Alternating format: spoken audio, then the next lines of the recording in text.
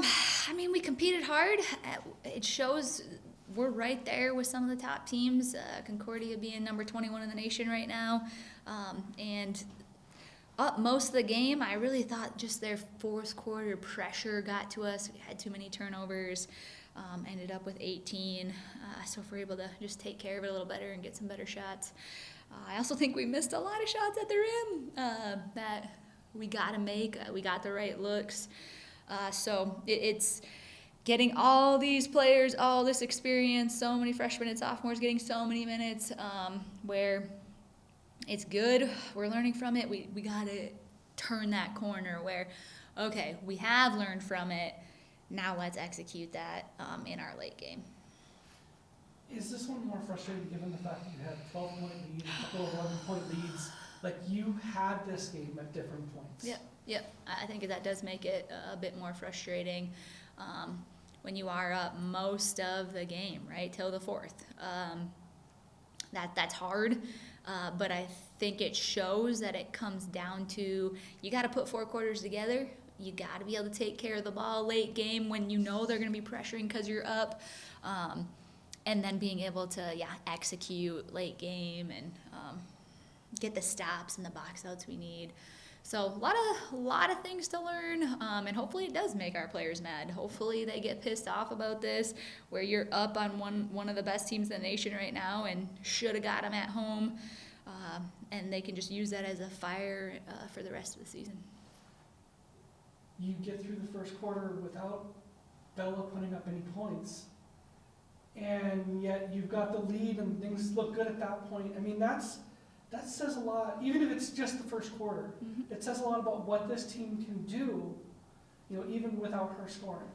Yeah, I think everyone on our team is very capable of scoring double digits any given night. So if Bella's having an off night, anybody else can step up. It was great to see Maya play so well.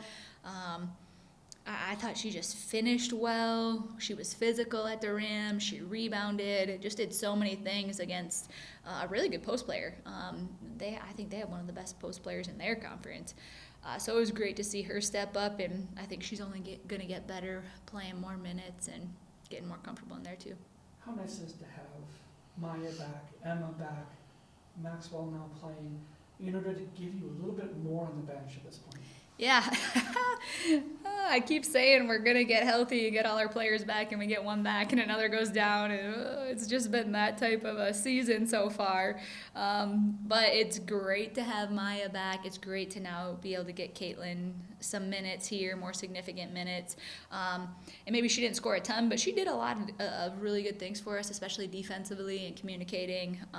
And she's a great shooter. She'll end up being one of those scorers that's consistently in double digits. I truly believe that. But yeah, the more we get, the better, because I think we do have a ton of depth. It's just getting all of that healthy. What do you like in where Maya's game is, considering the time she's missed to this point? I like that she's just a physical post presence. She gives us a presence defensively that is hard to replicate. She's so long. And pretty mobile, where she can affect shots at the rim. Like, they shot 33% from the floor. I mean, we should be able to win that game. That's pretty good. Holding this team, a really good team, to 63, that's a winnable game if we finish our layups. So she just does a lot that way. Also rebounding. She has the mobility to rebound outside of her area. So yeah, brings a lot to the table that we needed. Speaking of rebounding, this is a team that is very good at rebounding, especially offensively. And you were able to really combat that today. What do you feel like was working defensively to keep them from being able to just keep throwing balls up? They had 9 in the first half, which was a talking point at halftime, and we wanted to keep them under 15.